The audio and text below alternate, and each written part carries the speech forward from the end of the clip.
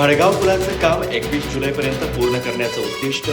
21 ते 28 जुलै दरम्यान वाहतूक सुरू होण्याची शक्यता.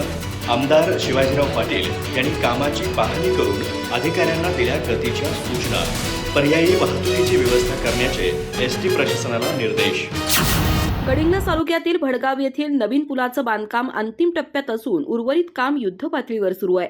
पर्यायी पूल वाहून गेल्यामुळे भडगावसह परिसरातील नागरिक, विद्यार्थी, शेतकरी, व्यापारी आणि नोकरदार वर्गाची मोठी गैरसोय होत असल्याच्या पार्श्वभूमीवर आमदार शिवाजीराव पाटील यांनी कामाची प्रत्यक्ष पाहणी करून संबंधित अधिकारी आणि ठेकेदारांना काम तातडीनं पूर्ण करण्याच्या सूचना दिल्या.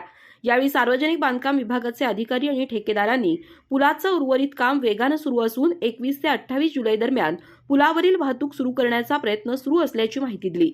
कामाच्या गुणवत्तेशी कोणतीही तडजोड न करता निर्धारित वेळेत पूल पूर्ण करण्याचे निर्देश आमदार पाटील यांनी दिले.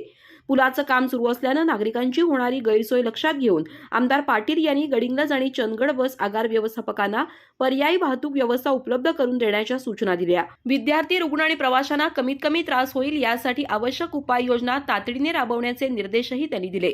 यावेळी बोलताना आमदार शिवाजीराव पाटील म्हणाले, भडगाव पुलाच्या कामामुळे नागरिकांना आणखी काही दिवस गैरसोय सहन करावी लागणार असली तरी त्यानंतर हा प्रश्न कायमस्वरूपी मार्गी लागणार आहे. त्यामुळे नागरिकांनी थोडा संयम बाळगावा. प्रशासन आणि संबंधित यंत्रणा काम लवकर पूर्ण करण्यासाठी प्रयत्नशील आहे. ते पुढे म्हणाले की दरवर्षी पावसाळ्यात हिरण्यकेशी नदीला पूर आल्यामुळे भडगाव परिसरातील वाहतूक विस्कळीत होत होती. या समस्येचं गांभीर्य लक्षात घेऊन सातत्यानं पाठपुरावा करून खासदार छत्रपती शाहू महाराज यांच्या माध्यमातून नवीन पुलासाठी मंजुरी मिळवण्यात आली.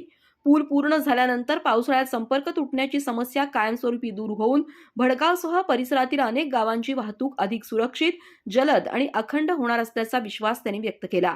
भडगाव पुलाचं काम अंतिम टप्प्यात पोहोचल्यानं परिसरातील नागरिकांमध्ये समाधानाचं वातावरण असून येत्या काही दिवसात पुलावरून वाहतूक सुरू होण्याची उत्सुकता निर्माण झाली आहे. अधिक माहिती आणि ताज्या घडामोडींसाठी आजच आमचे चॅनल सबस्क्राईब करा.